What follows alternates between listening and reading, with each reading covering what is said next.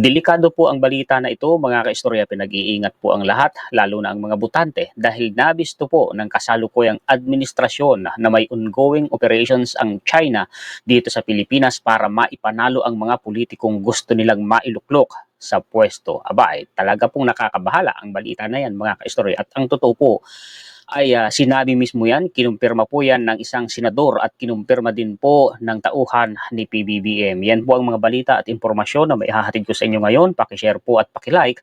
Mag-umpisa po tayo. Palakihin ko muna po, mga kaistorya, ang atin pong mga references. Ang sabi po dito sa post ni Pilipinas Today, inihayagan ni National Security Council Assistant Director General Jonathan Malaya sa isang pagdinig sa Senado tungkol sa mga diskubring submersible drone sa bansa at posibleng espionage activities ngayong Huwebes, Abril 24, na may mga indikasyon na information operations na isinasagawa na pinunduhan ng Estado ng China sa Pilipinas at talagang nakikialam sa nalalapit na May 12 midterm election. Yun pong mga drones, mga kaistorya, na nakumpiska, no? Ito po ay submersible drone. Itong isang maliit na uri ng submarine na pinatatakbo ng baterya na nakumpiska ng Pilipinas ay kinumpirma na po ng mga otoridad na yan po ay pakawala ng China. May talaga po, mga kaistoryang literal na, kung di ako nagkakamali, physical na operations ng China dito sa Pilipinas base sa sinasabi sa mga balita, at meron din po, mga kaistorya, na operations sa social media. Kaya mag-ingat po tayo, maging mapagmasid po tayo, maging matalino tayo. Madala na po tayo, mga kaistorya, ha. Sinang-ayunan niya ang sinabi ni Senate Majority Leader Francis Tolentino sa naturang pagdinig na ang mga isinagawang Chinese state-sponsored information operations, itong information operations na ito, karaniwan talamak ito sa social media, sa bansa ay upang suportahan ang mga kandidato na gusto ng China na manalo at kontrahin ang mga kandidato na ayaw nilang manalo sa halalan. Yan na nga eh. Eleksyon ngayon. Sa susunod na buwan, botohan na. Ayon naman kay Malaya, ang nakikita nilang indicators ay ang mga naratibong umiiral sa social media, binanggit na mula sa Beijing, amplified by local proxies sa panahon umano ng survey period. Ang magtataka ka sa mga yan, mga kaistorya, iisa ang sinasabi, synchronized. Kung ano yung script na nanggaling sa Beijing, yun din ang sinasabi nila dito sa Pilipinas. May autoridad na nagsabi, kung hindi ako nagkakamali, congressman, mga kaistorya, no? Na ito itong mga modernong makapili na ito ay binabayaran ng China. Mga kaistorya, kaya iisa ang sinasabi ng mga iyan. Idinagdag ni Malaya na mayroon na rin umano silang listahan ng mga naturang local proxies na nag-amplify ng mga naratibo mula sa China. Yari kayo, sana hulihin ang mga yan. Tingnan po ninyo, mga kaistorya, itong sinabi na ito, ha, ni Senator Francis Tolentino. So ang ibig sabihin nito ay may mga ongoing operations ang China para suportahan ang mga kandidatong gusto nilang manalo at kontrahin naman yung mga kandidatong ayaw nilang manalo. Ang sagot po, mga kaistorya, ni Sir Jonathan Malaya, yes, there are indications of that. At dati ko na yung ginawa ng content, mga kaistorya, ilang taon na ang nakaraan. Booking na booking yan. At inaksyonan po yan, mga kaistorya, ng Meta o ni Facebook. Pinagtatanggal nila yung mga pages, mga fake accounts, mga groups na sumusuporta sa mga China, mga kaistorya, na mga politiko na gusto naman ng China na manalo, kagaya ng sinasabi rito. Oo, nangyari yan, mga kaistorya. At kinumpirma din ni Facebook na yung pangyayaring yun originated from China. Asan ang basehan mo sa sinasabi mo, Juan Historiador? Alam niyo naman ako, di ho ba? Ito po. Si Meta mismo, ha. Ayan, makikita ninyo naman yung URL sa taas eh. Ang sabi dito, we removed 155 accounts, 11 pages, 9 groups, and 6 Instagram accounts for violating our policy against foreign or government interference, which is, ayan na ha, coordinated and authentic behavior on behalf of a foreign government entity. This activity, ito na, originated in China and focused primarily on the Philippines. Binanggit na, mga kaistorya. Iyan na yun. Eto, tingnan ninyo ito. Pansinin ninyo itong sa baba. In Southeast Asia tayo, where this network focused most of its activity, they posted in Chinese, Filipino and English about global news and current events, including Beijing's interest in the South China Sea. Karagatan pala ang dahilan mga kaistorya eh. Dito sa Pilipinas, ang dahilan niyan, West Philippine Sea. Sabi ko na nga ba eh. Yan ang dahilan. Kaya gusto ng China na mapatalsik po si PBBM. Tingnan ninyo ito ha. Content supportive of President Rodrigo Duterte and Sara Duterte's potential run in the 2022 presidential election. Tingnan ninyo. Content na supportive umano kay President Rodrigo Duterte at kay VP Sara Duterte sa kanyang potential ng papagtakbo sa presidential run noong 2022. Ilang taon na ang nakaraan nito nangyari mga kaistorya at nauulit na naman ngayon. Kaya kayo po mag-ingat kayo ha. Literal dito pinangalanan mga si Meta yan, hindi ako ha. Ito pa. Kung bakit nasasabi natin na ang Pilipinas nga ay totoong nakikialam sa sistema ng politika sa Pilipinas. Ito, ginawan ko na ito dati ng content, mga ka-story. China's disinformation campaign in the Philippines. The Philippines has been the perfect target for Chinese political interference. Literal. Nakikialam ang China sa sistema ng politika sa Pilipinas. Naku, pag nanalo ang mga pro-China, naku po, wag naman sana. On September 22, Facebook announced that it had dismantled a Chinese disinformation campaign that used false accounts and profiles to dupe unwitting individuals into consuming Chinese disinformation. Oo. Kailan ba ito? 2020, mga kaistorya. Naku po, ingat, nauulit na naman yung dati ko nang ginawa na ng content. Ito pong Chinese disinformation operations na ito, mga kaistorya ha. Itong political interference na ito ng China ay tinatawag po na Operation Naval Gazing. Yan yung taktika, yan yung action na ginagawa ng China na kaya may nakalagay dyan na naval ang dahilan, karagatan. Ito yan ha, may binabanggit, Operation Naval Gazing. In particular, the network created several Facebook portals focused on the South China Sea. Sabi ko na karagatan ang dahilan sa atin sa West Philippine Sea that trumpeted Chinese naval accomplishments and derided American activities. Pinapupugi si China, pinasasama si Amerika. The network would eventually create pro-China content targeting Indonesia and the US but only managed to gain significant traction in the Philippines. Kaya kayo, pag nakakita kayo ng mga contents na pro-China, ay asahan nyo na. Alamin nyo na kung bakit nila yan ginagawa, mga kaistorya. Tingnan ninyo, kaya pala tayo tinatarget ng China sa Facebook Aba, ay meron daw pong 75 million active users dito sa Pilipinas ng Facebook or Meta as of 2020. Baka 80 million o mahigit na yan mga ka-story ngayong 2025. Baka 90 million na nga. Oo, kaya pala, magtataka kayo. Ang Facebook po ay nakaban sa China. Bawal po sa China na gumamit doon ang mga tao ng Facebook.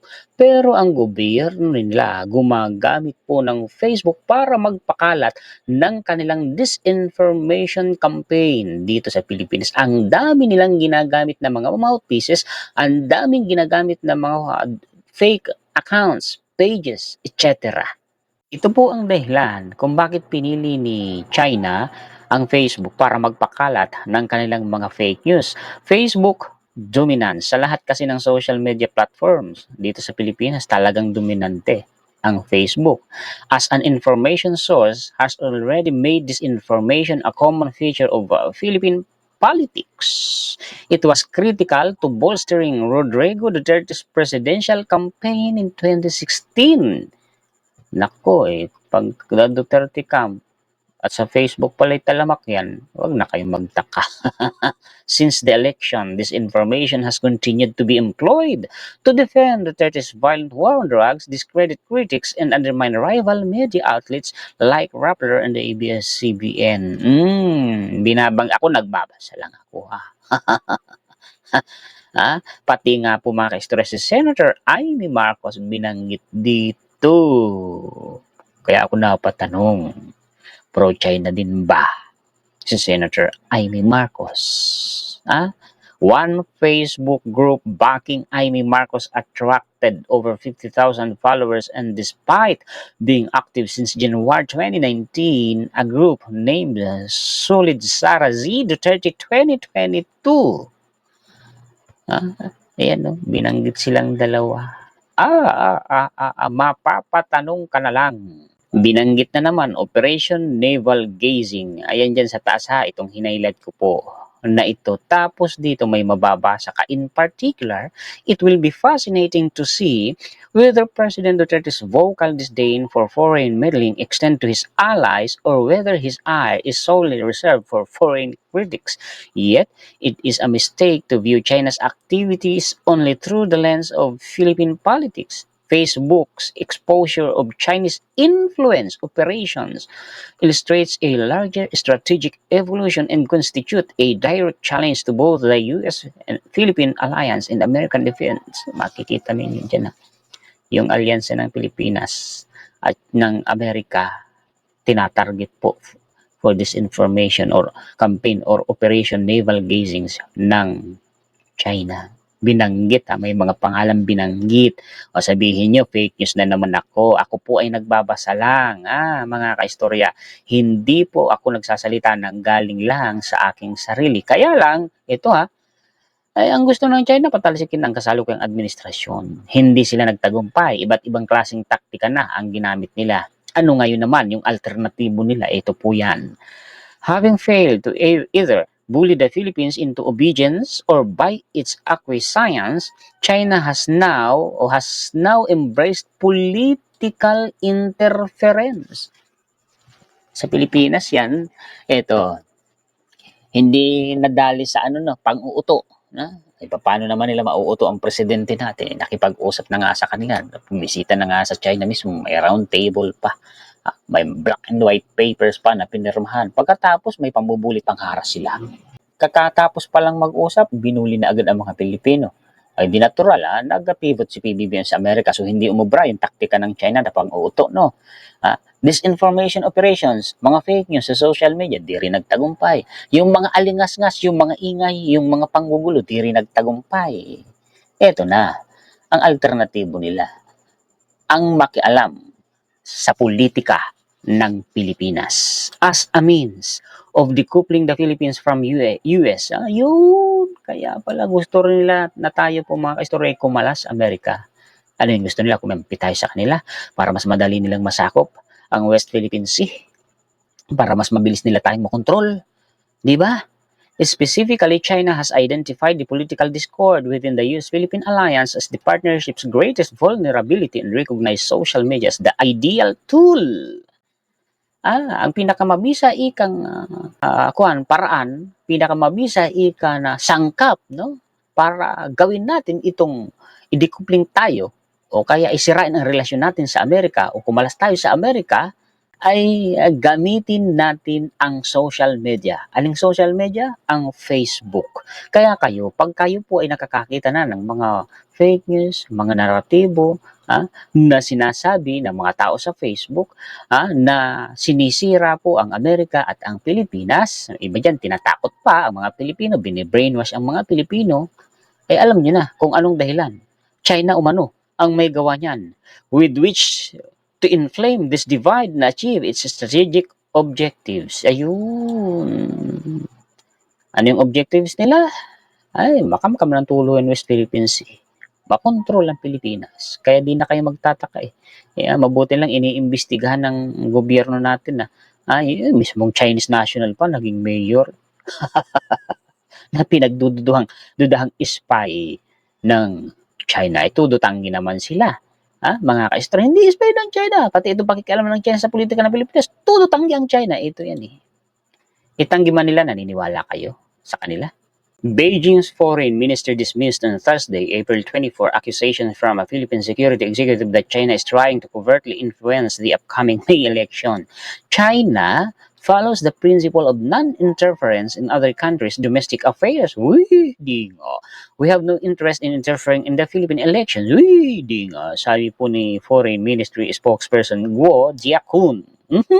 Maniniwala ba kayo dito? Ako hindi. Kasi halatadong halatado, napakalinaw ng mga nangyayari sa Pilipinas, mga kaistorya. Meron pa ditong binabanggit si Senator Tolentino. According to Tolentino, the deal involved hiring keyboard warriors. May binabayaran nga to spread pro-China messages and attack lawmakers and electoral candidates who are vocal about defending the Philippine sovereign rights in the West Philippines. Yan na, binanggit na West Philippines. Naniwala na kayo sa akin. Oh, ingat ha. Ingat kung mahal ninyo ang Pilipinas, kung mahal ninyo ang sarili ninyo, kung mahal ninyo ang kinabukasan ng mga anak ninyo. Mag-ingat po at maging matalino, mga kaistorya. Huwag basta-basta padadala sa mga fake news, sa mga naratibo na pumapabor sa China. Kapag mga content na sinisiraan ang gobyerno natin, sinisiraan ang presidente natin, alam nyo na, kagagawan po yan ng China. Pasensya na po sa ingay, mga kaistorya. May kumakahol na aso. Kasi po, ako po ay, ang bahay namin ay nasa gilid po ng kalsada. Kaya walang nakakapagtaka.